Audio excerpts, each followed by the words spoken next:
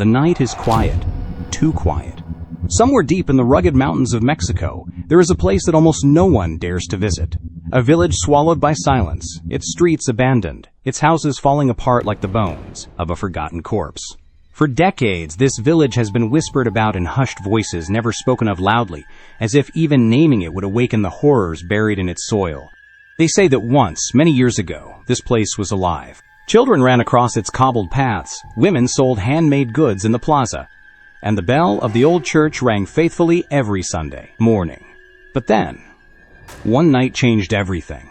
A night when screams tore through the darkness, fires consumed the homes, and the entire population was found slaughtered. No explanation, no arrests, no justice, just blood, silence, and shadows. And to this day, no one knows who or what was behind it. This is the story of the unsolved massacre that still haunts a village in Mexico. A story of mystery, terror, and unanswered questions.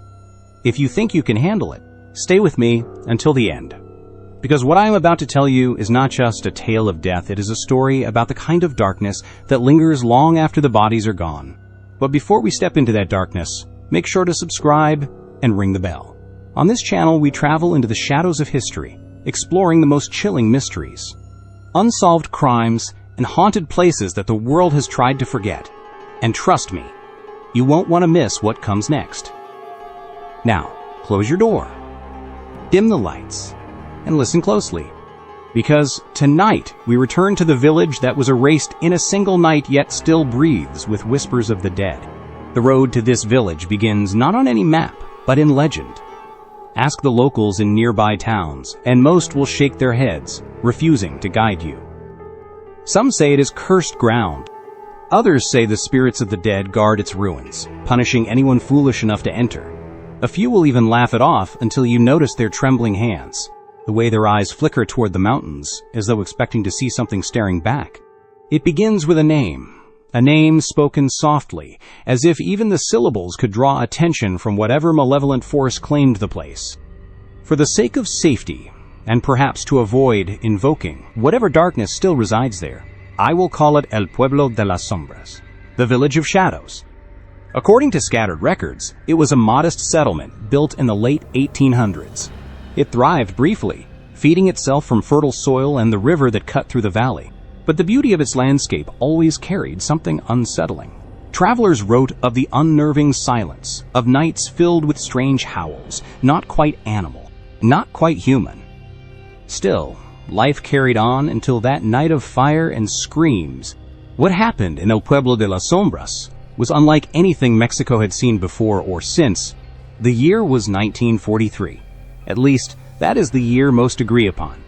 Some villagers from nearby towns recalled that smoke rose from the valley, a dark plume against the moonlight. When men arrived the next day, drawn by curiosity or dread, they found the streets littered with corpses. Entire families dead where they stood, some clutching each other. Some sprawled in doorways as if trying to escape. But there was no sign of outsiders, no footprints of bandits, no stolen livestock, no looted homes, just devastation. And as the men moved deeper into the village, they realized something worse. Every single villager was gone. Dozens of people wiped out. The authorities came. They investigated. At first, they suspected rebels, or perhaps a violent feud between families. But there were no bullet shells, no knives left behind, no clear signs of battle. The official report would eventually claim it was banditry. Yet locals never believed that story, because of the way the bodies were found, because of the strange carvings burned into some of the wooden doors, because of the whispers that, on the night of the massacre, villagers in nearby towns heard not just screams, but chanting, dark ritualistic chanting, rising and falling like a hymn to something not human. And so, the legend grew. Some say the villagers had made a pact with a dark force, one that demanded payment. Others claim it was the work of witches brujas, who had been banished years earlier and returned for revenge. A few, the ones who speak only after too many drinks, will tell you about the soldiers who came in the dead of night, not rebels, not bandits, but government men carrying out an execution that history was never meant to record. Whichever story you choose to believe, one thing remains certain: no one has ever solved the massacre of El Pueblo de las Sombras, and worse, They say the village is not empty. Those who have dared to step inside its ruins speak of shadows that follow them, footsteps on dirt paths where no one walks, and sudden drops in temperature that make your breath turn white, even under the blazing Mexican sun. They tell of the church bell that rings on its own, though the bell was removed decades ago. So what really happened that night? Was it crime, politics, or something far darker? Stay with me. Because tonight, we peel back the layers of history, superstition, and fear to uncover the mystery that refuses to die. The mountains of central Mexico are ancient. They rise like jagged teeth, their slopes covered in dense forests, where sunlight struggles to break through. For centuries, these valleys have held secrets of vanished civilizations, of sacred rituals, of blood spilled in both conquest and rebellion. It was here, nestled between two ridges, that El Pueblo de las Sombras came into existence. No official map names it today. In fact, even in its prime, the village rarely appeared on government records. It was a settlement born of necessity, built by families seeking farmland and shelter from the chaos of the Mexican Revolution. Some were fleeing violence, others were chasing opportunity, but all were looking for a place to belong, and for a time, it seemed they had found it. The soil in the valley was rich. Corn, beans, and squash thrived in the earth, while the river provided fish and water for livestock. Houses were simple but sturdy mud brick walls, wooden beams, clay-tiled roofs. At the center of the village stood a small white chapel, its single bell tower visible from miles away. Every Sunday, the villagers gathered inside, candles flickering, hymns rising against the stone walls. But beneath this surface of simplicity ran something older, something stranger. The people of El Pueblo de las Sombras were deeply religious, yes, but their Catholic faith was interwoven with whispers of the past. Long before the Spanish arrived, this valley had belonged to an indigenous people whose name is now almost forgotten. They left behind fragments, stone carvings buried in the soil, symbols no priest could explain, and stories of gods who demanded blood in exchange for protection. The villagers denied practicing these old ways, at least openly.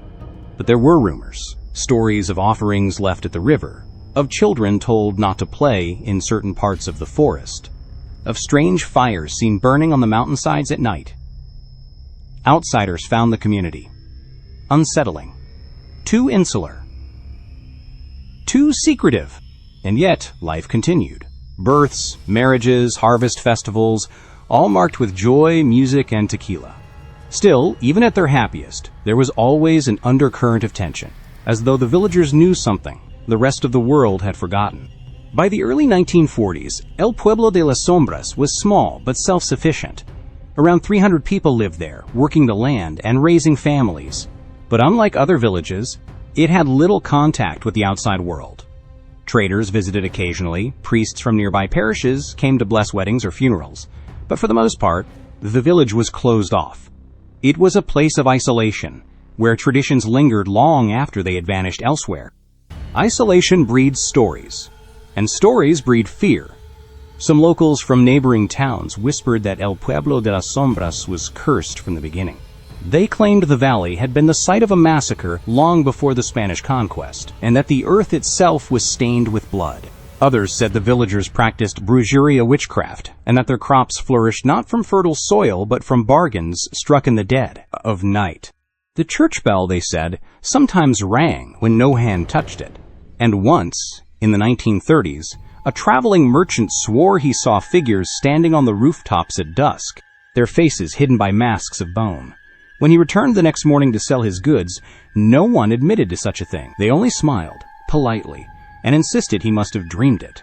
But the unease never left him, and he never came back. Still, to the villagers themselves, their home was ordinary. Children laughed in the plaza, women carried baskets of tortillas and tamales, and men returned from the fields at sunset. Tired but proud, the seasons marked their rhythm: planting, harvest, celebrations of saints, the mourning of the dead. Every year on Dia de los Muertos, candles and marigolds filled the graveyard, the air heavy with incense and prayer. The dead were always close here, closer than most places. It is this backdrop of faith and fear, of isolation and whispers, that makes what happened in 1943 so chilling. Because when the massacre came, it did not just destroy a community, it silenced a culture. It erased generations. And it left behind questions that still echo through the valley. The land itself seems to remember. Visitors who stumble into the ruins today describe a heaviness, as though the air presses down on their chest. The chapel is roofless now, its walls cracked, yet sometimes candles appear inside, flickering with no wind to feed them. Farmers passing the valley claim they hear faint singing, though no one has lived there for decades.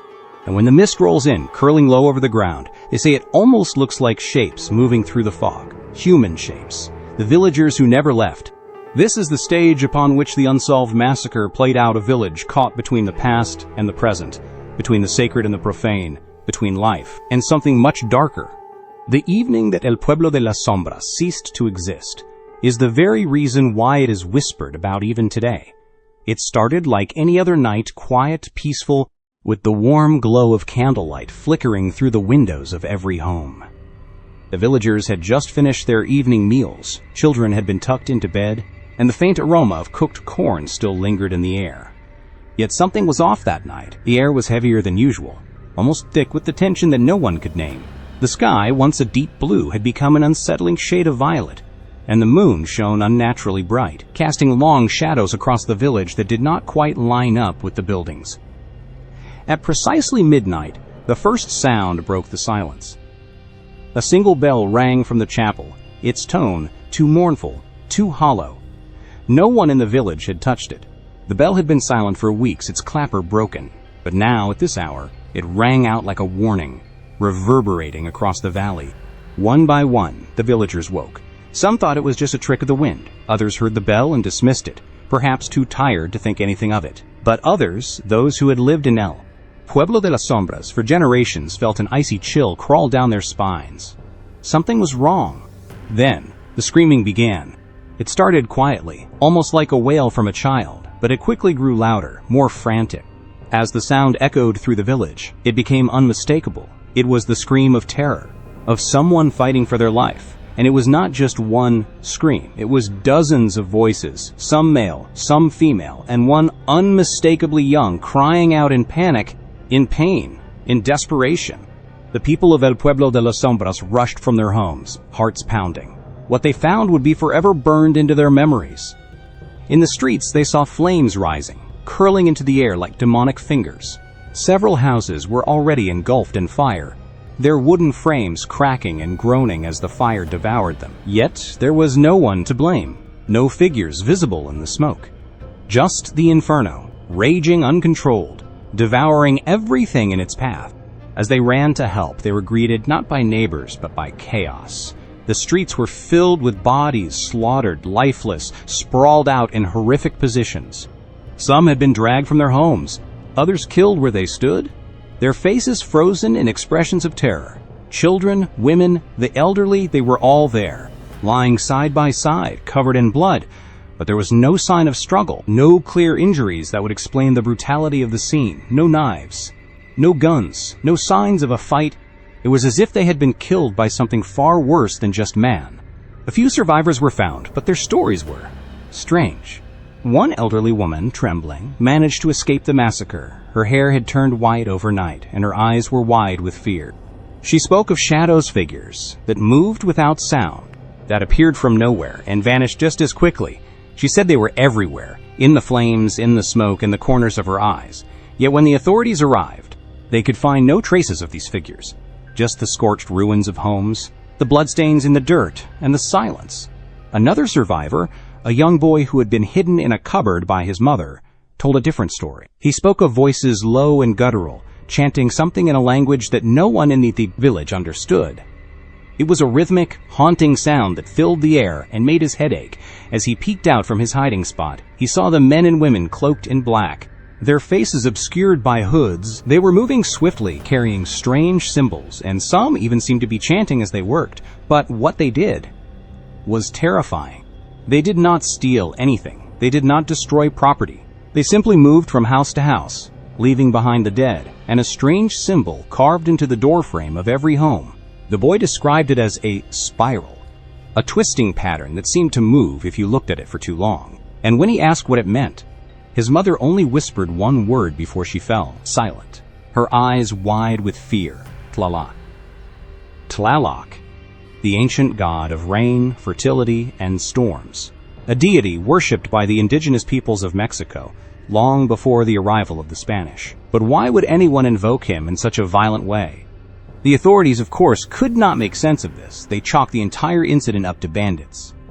But no bandits had been seen, no raids were reported, and the villagers, who knew their land well, did not buy the explanation. After all, bandits did not leave symbols. They did not murder without cause, without loot, without the typical signs of a robbery gone wrong.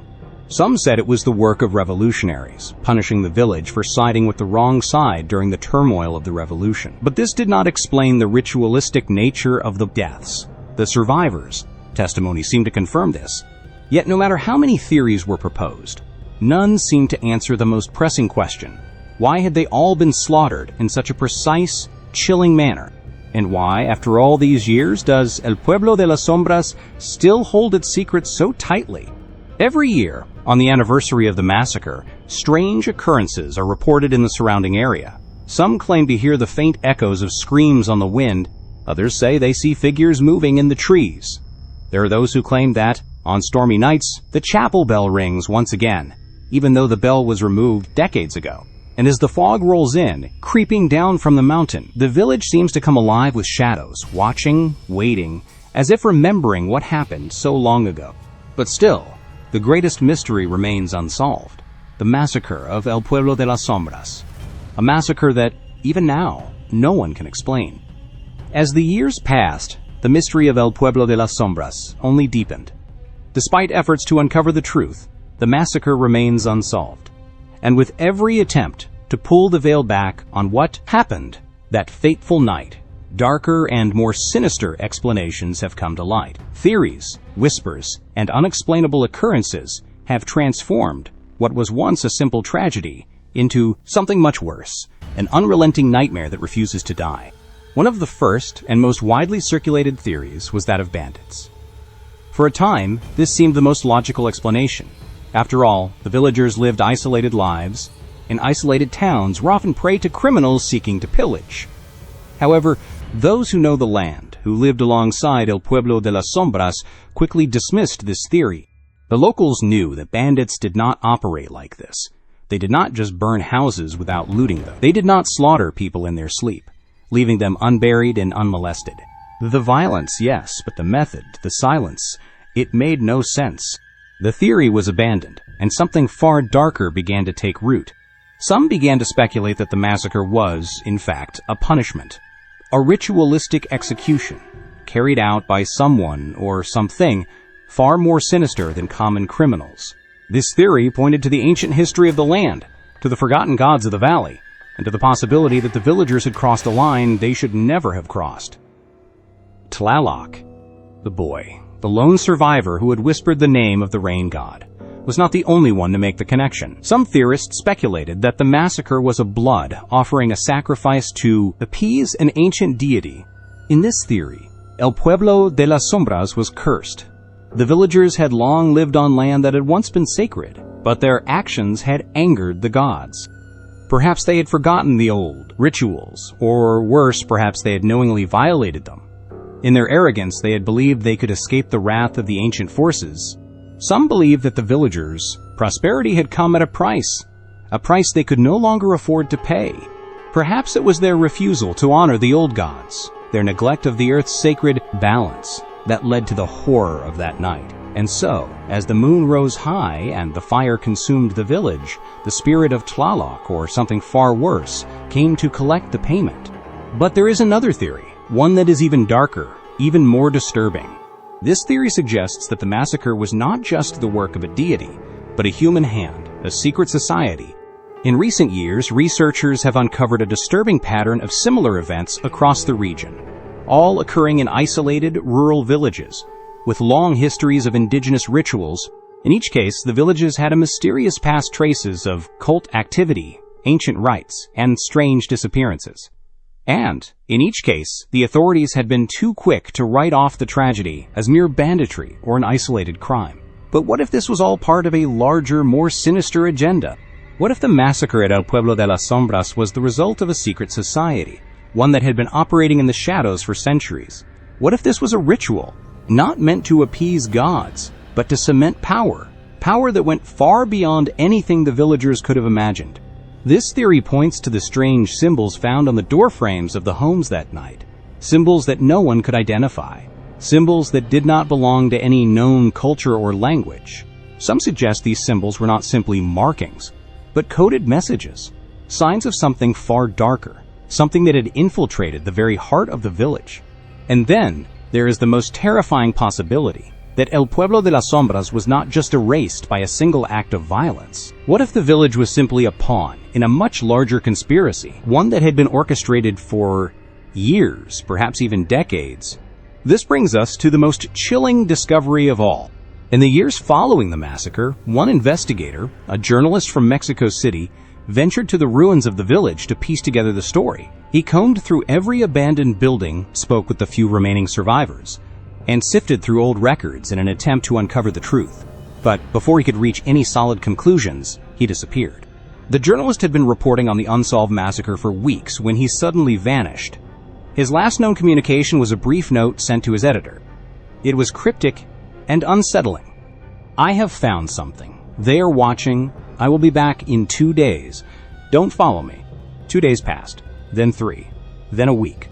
When his editor went to check on him, the journalist's hotel room was empty. No sign of a struggle. No trace of the man who had once been so determined to uncover the truth. But what was found in his hotel room was wry. Maya Panami Kai, a diary.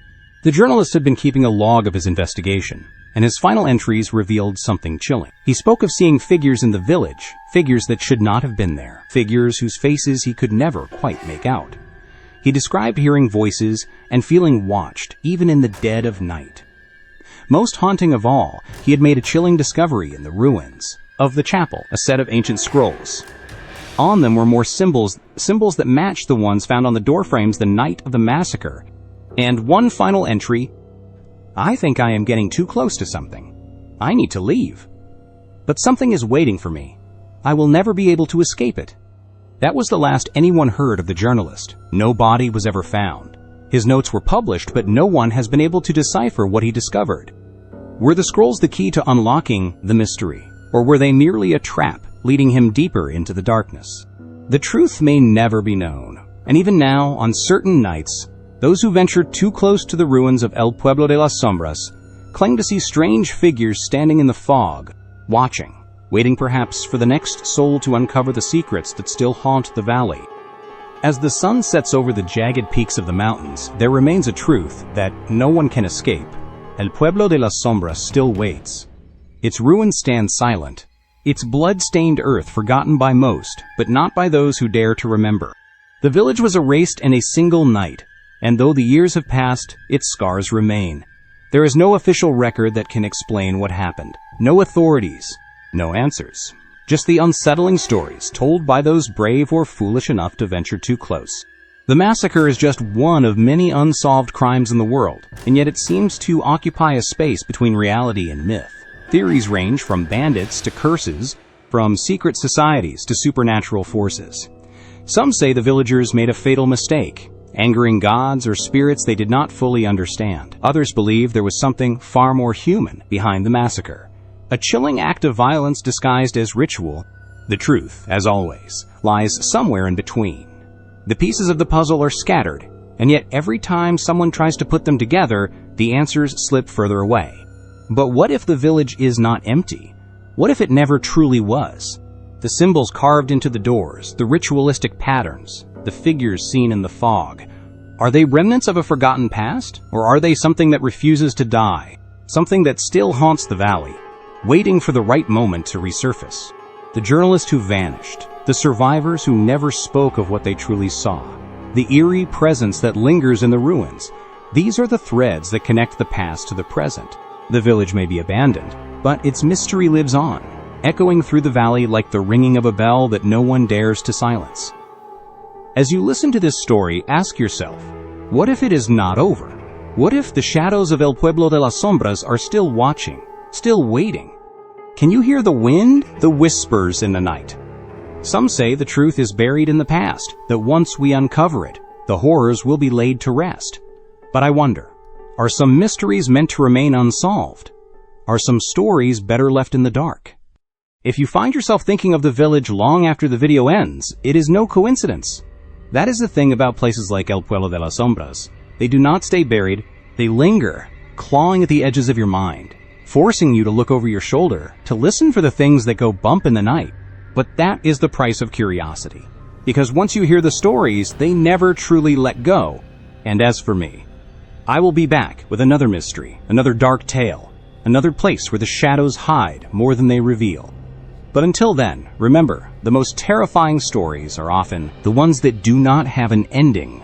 So what do you think happened in El Pueblo de las Sombras? Was it the work of a secret society or something darker? Still, the truth is out there, waiting to be uncovered, but some things may be better left forgotten. Leave your thoughts in the comments below. I want to hear your theories. What do you think really happened? And if you have ever heard a story that chills you to your bones, let me know. We will explore it together. Don't forget to subscribe and ring the bell for more dark mysteries like this one. You never know what hidden story we will uncover next. Until next time, keep your doors locked, your lights on, and your curiosity at bay. Because some questions are better left unanswered.